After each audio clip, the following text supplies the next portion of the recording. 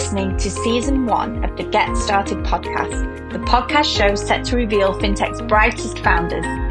We've kicked off with 9 fintech leaders recording live at Europe's biggest fintech show, Money2020. Stay tuned and email us at contact@getstarted.media if you'd like to feature. So day 2 of Money2020. I'm here with Irfan Khan, founder and CEO of mmob. Got it right. Welcome to the Get Started podcast and thank you for joining us. You're welcome. Thank you for inviting me. Oh, very welcome. If you could get us started, just tell us a little bit about mmob, what it does, and your role there as founder and CEO. Sure. So firstly, mmob is an embedded finance company. The best way of describing what we do is probably to describe it as being a universal API adapter. So where you have a product or a service and you're trying to make it accessible in the market, we can effectively convert your APIs and your product and service into an embeddable service. Okay. So we have a proprietary technology that we've been building over the last 4 to 5 years, which allows us to do the API orchestration and the UI UX to create that service entirely natively so it can be deployed into any digital channel. That means it can be deployed anywhere in the world, into iOS, Android, Flutter, React. It could be deployed to any digital channel that you want it to go to. So your clients can access that service in as little as 2 hours. Our record at the moment is a digital bank has launched an embeddable service in 20 minutes. Wow, that is fast. And in terms of the business, in stage, size, location, fast facts really. Okay, so just over 4 years old, headquartered in London. Most of the engineering has come out of London. And we also have a regional office in Malaysia. In terms of our global footprint of clients, we deal with clients from the US, UK, Europe, and also across the ASEAN region. And soon we'll be going into the Middle East. Okay. Is that by design that you were so sort of international, or is demand driven that once you got the product into a very interesting question. It is actually by design. So when you're creating something that's an embeddable service, there's 2 applications of this. One is that it can be regulatory driven, and the other is that it can be non-regulatory driven, therefore market driven. So we needed to be able to create a service proposition that understood the requirements from 2 distinct different markets, which is why we had the Malaysian market, and we also had the UK market, which were the 2 original markets. So the UK market, when open banking first started, had a lot of structure and standards around PSD2 and the interoperability of how you would start to adopt different APIs. Whereas those standards, and it wasn't regulatory driven in the Malaysian market, so it was largely market driven. So how do different markets develop their products, their services? How do you create interoperability? So we needed to be able to create a technology that could service both types of markets. Okay. And that's how we then landed on our technology stack to service it. Otherwise, we would have only been able to have serviced a particular type of use case. So that's why it now makes us universal as an API. Wow. You've achieved a lot, it sounds, in like a fairly short space of time. And what was your journey? Before mmob? What was your journey? Did you know you were going to be a founder? So I started off actually as a chartered accountant in investment banking. So I was in financial services for a number of years. What I used to do is actually run large-scale technology transformation programs for banks. Wow. And when I was in banking, I used to become quite frustrated with the pace of change, because I used to have quite substantial technology budgets, but the outcome of actually delivering them and the change used to take years. And by the time you used to deliver the programs and the change, it was actually quite limited in terms of impact down to a consumer level, or internally if you were delivering programs. And I really wanted to do something that would be a bit of a game changer. So that's when I started to look into the fintech ecosystem. And I first went into the fintech ecosystem. So after 15 years in financial services, then I went into the fintech ecosystem around 9 years ago. And I did my first fintech, which was a B2C fintech. And I exited that about just over almost 5 years ago now. Now, the biggest pain point in the fintech ecosystem is you have rapid change and innovation of products and services, but creating adoption of those services is really challenging, right? And so I thought, well, hold on a second, if you've got a problem statement on one side with large enterprises and financial institutions that are struggling for innovation, but have lots of customers, and then on the other side, you've got this fintech ecosystem, which have amazing products and services, great innovation, don't have the distribution. What if you could bring these two ecosystems together? Mm-hmm. And that was really where the concept of mmob was born, about the interoperability. How could you get these great products and services to seamlessly interact directly into these large enterprises? Because either side requires a big investment if they do it directly.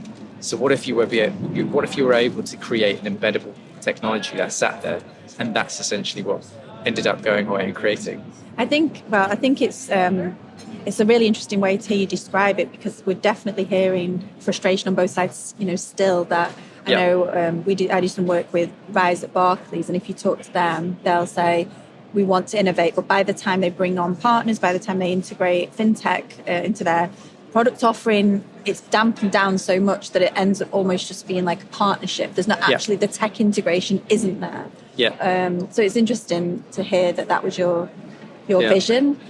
I mean, the purpose of this podcast is to drill down a little bit into your psyche or your motivations as a founder, but you've just given us a great intro into that. I did have a question, which was there one moment where you were like, mmob will now exist? Was there one moment that tipped you into that? But I guess as a serial founder, maybe it was more of a gradual... There were two key moments. I still remember the day. I was running a large program of work in a bank I won't name, but you can probably see off my CV on LinkedIn. And it was costing tens of millions to do this technology transformation in this program of work. And I sat at my desk one day and I looked at how much we were spending on this transformation and what the impact of the transformation would actually be. And it was going to have such a limited impact that I became quite demoralized.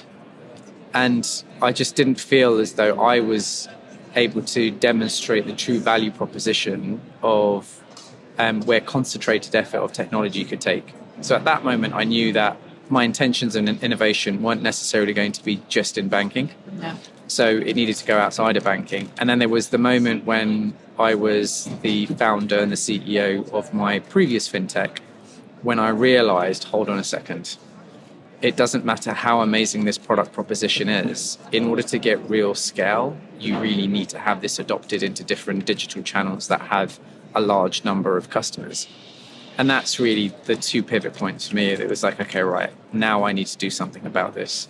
And I was in a unique position because I used to run regulatory programs and technology, and I had an accounting background.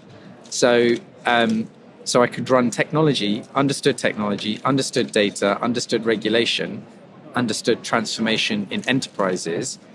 And I thought, well, hold on a second, there's a unique set of skills. I could address this problem. And that's when really I thought that's what I got to do. And that's always been my motivation about making that meaningful change. You just I was just about to summarize in the same way myself, but thank you. You did. And I think it's timing as well, because fintech as an industry has been going through a bit of self-reflection, shall we say, if we're being kind. And that, I want to phrase it as eloquently as you, but really, is the juice worth the squeeze? As maybe a theme in fintech, there's been a lot of money, a lot of time, and maybe the impact or the technology making its way to the hands of the end users hasn't been justified. It's not yet. Just one viewpoint, perhaps. Maybe we're going through a period of maturity in this space, and there's more individuals like yourself taking leadership where you've got the understanding of the traditional banking system. You need to make money. You're an accountant by nature, but you understand the regulatory landscape. It's not that's like a raising of the barrier to entry to be a founder now. You can't just have a deck.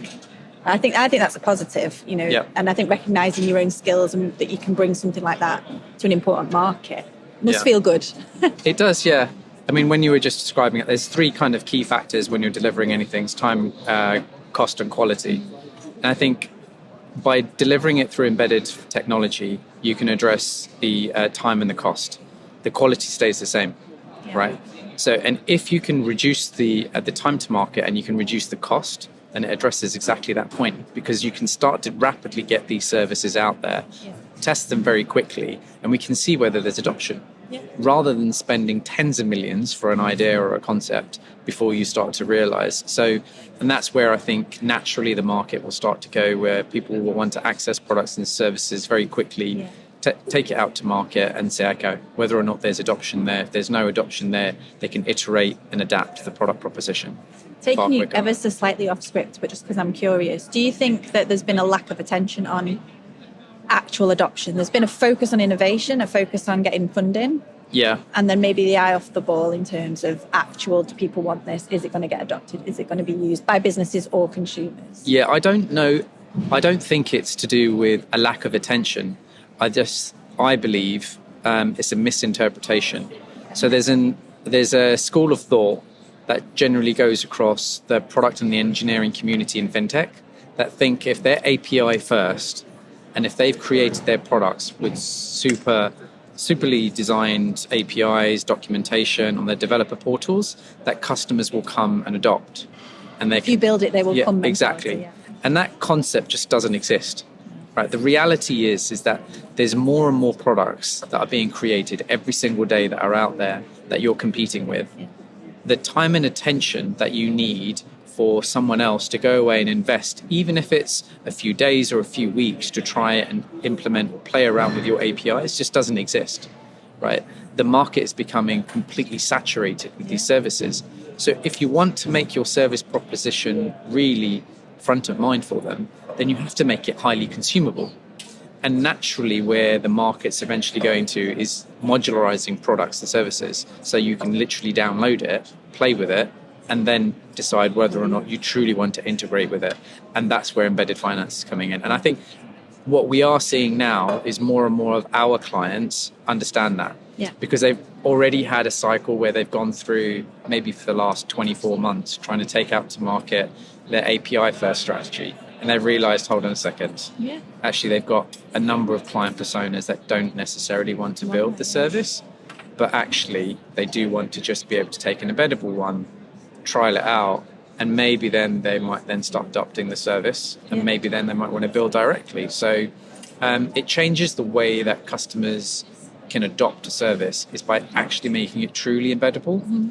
The other thing is that embedded finance as a term is being poorly utilized. I would agree. Across the fintech ecosystem. It's almost lost a bit of its value and purpose because it became such a buzz term. Yeah, it's being adopted in so many different ways. It's being adopted in the BaaS space. It's being adopted in payments. And if you go back to the origins of why people started talking about embedded finance, they were talking about the interoperability of a service being accessible in any digital channel. Yep. Anywhere at the point of need, right? And that's not necessarily what's happening at the moment. A lot of firms are talking about embedded finance as being infrastructure players. And, I'd probably term that more BaaS and infrastructure. So I think there's a bit of education or re-education required in the ecosystem. And I think more and more the CPOs and CTOs are realizing, well, hold on a second, we need to think beyond just having a developer portal. We need to now start to think about actually making our services truly accessible to our clients. So the embedded finance space is certainly a space you could talk about, and I'm sure you do for a long time, longer than this podcast. But I guess bringing it back to you then as a leader and a founder, was there any pivotal moments for mmob where you won that client piece of tech work? Were there any moments that you would replicate again and again if you could, that you feel propelled the business to where it is today? Can you pinpoint? I think after going through the MasterCard Start Path program, that was a wonderful experience. But it was really once we went through the program, became the alumni, and then we started to showcase the product proposition of what embedded finance can offer to the MasterCard employees and the different functions globally. And when we started showcasing it, you could see the light bulbs going off in their head. And it was that aha moment that they realized, hold on a second, we could now start making all of our services available to our clients by just making them truly embeddable, instead of our clients having to go away and spend months trying to integrate this service. And that's when it's like, that's exactly what I've been trying to deliver. So how do you replicate that now, then, that moment? You want light bulb moments all the time. So part of it is an education, but we get it far quicker now. The narrative's a lot easier. Being able to talk to the client directly about, okay, where are you at right now? Do you have a developer portal? Yep. Okay, right. Are your services embeddable? They're like, yeah, our clients don't really. It only takes them a few days or weeks, does it? But then as soon as you talk to the sales lead, they're like, no, it actually takes months because there's a backlog and they don't want to do the technology integration. Well, what if it was embeddable? Like, they don't believe it. They think it's magic. But when you show it to them, and then all of a sudden, their eyes light up. So we've had a number of those moments over the last 2 days as well, Wow. which has been great, going around and showcasing and showing them the actual technology that's available. And I think it will become more of a standard and an expectation from your clients in future. Where's my embeddable version of this? And that's a tangible, believable thing. Exactly. It's interesting. I really agree with you about that. The embedded finance world hasn't necessarily always been selling exactly what is possible. Maybe, hopefully, you're part of now changing that. Yes. And like on the flip side of the coin, as a culture, we now sort of happier with celebrating failure, or at least acknowledging it as not a dirty word. Yeah. Have there been any moments that you wouldn't wish to replicate, but you wouldn't be the same without? I never ever look at anything as a negative, right? So whatever we do, because we're pioneering effectively in the space, it's always going to be R&D. So whatever, even if we've made mistakes, I look at that as a learning opportunity, and it's refining the proposition. So the goal and the barometer has always been to truly create embeddable technology service. But there's lots of trial and error and testing in order to get to that point, because no one else has done it. No. So I don't look at things with regret. No. I look at things as saying, okay, it's an opportunity. We calculate based on our risk profiling whether or not we can do certain engagements or do certain developments, and we move on from there. But yeah, I mean, we have to make sure that R&D has a level of payoff, and it can then lead to some further innovation in the future. And what motivates you as a leader? I mean, I feel like we've only been speaking a short while, but you can already get a sense of like the passion and the I guess what it is you want to achieve within the space. But what on a personal level motivates you? It's tough out there. It's intense. It's relentless as a founder and leader.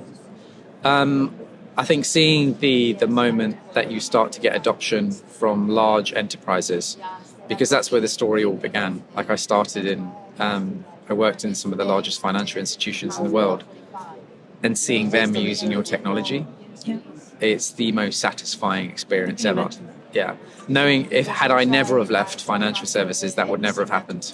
That I would have been the person on the other side that would have been vetting these propositions and thinking to myself, if only. And I think that's my greatest motivation, is to make sure I leave everything out on the table, and to make sure that I've delivered against something that I'm passionate about in the product. Yeah. And that's my only motivation. It's a good one. Yeah, there's no financial motivation. No. There's all those other, I mean, obviously from a shareholder perspective, I want to make sure I give them number of multiples in terms of their investment. But the personal objective has always been to make sure that I can leave a bit of a technology legacy behind. Based on what you've said, I want to reword the next question. I don't want to ask, why do you think startups and scale-ups fail? So I want to ask, is there any common factors or maybe common mistakes that you think founders make as they're moving from that startup to scale-up space, specifically in fintech? Are there common pitfalls? So the common pitfalls that I see through my peers is a number of them have great ideas. They don't necessarily have the working capital to actually succeed in the product market fit of what they're trying to do. Very often they're actually too early for the market. Yeah. Many could have said that about us as well, because we're still developing in a market where they're actually now starting to realize about how you can actually use embedded finance technology and what that means compared to what their previous assumptions were. So I think you have to have an element of luck when it comes to success in fintech, because it's all timing. And the reality is that sometimes you have quite a relatively modest innovation or a product or a service, and it's just a copy me too product, right? And you'll see so many products and services, even here at Money2020, and you're walking around and they're almost identical, right? They're basically, there's a clear product market fit, there's a service that can be created, and you can go out there and you can do that. You're just going for your bit of the market share. But the ones that fail the most are the ones that are truly innovative. And I think that's also a common factor. If you're truly doing something innovative and it doesn't fit into the market at that time, that's normally a common mistake. So pace at which you go is key, and having patience and understanding. So being able to manage your cash flow accordingly and scaling up at the right levels is critical. I think an awareness that it's not all about you, isn't it? It's awareness of the other factors, timing is important as well. And I think my personal perspective as an accountant, I always had a closer eye in terms of managing cash flow, P&Ls, and seeing how we would actually start to scale to meet certain business cases and so on. So that was kind of more intrinsic. A number of other founders I know don't necessarily have a financial background. They get a shed load of funding and they think, okay, right, let's scale up, let's triple the size of our team. And before you know it, they haven't realized, hold on, the sales cycles have taken 3 times as long as I estimated, and now I've burned through. So it's managing through those cycles, which is really key. I mean, there's a lot of that happened very publicly, that misdirection of capital, misguided expectations of where that should be spent. I think we've seen a lot of that happen publicly. I hope someone committed to the fintech industry that we're growing up a little bit there. Maybe.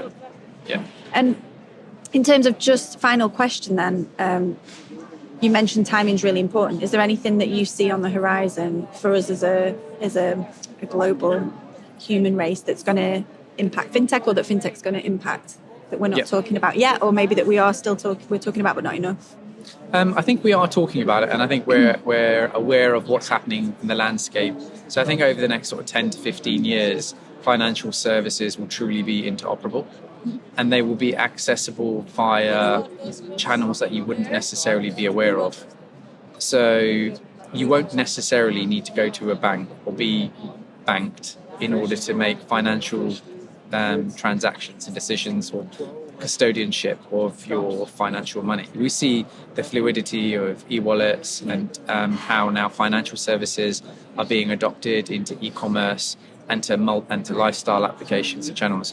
And I think as we start to evolve, what we're going to see is that you can access a product and a service through an application of your choice that you have a strong relationship with.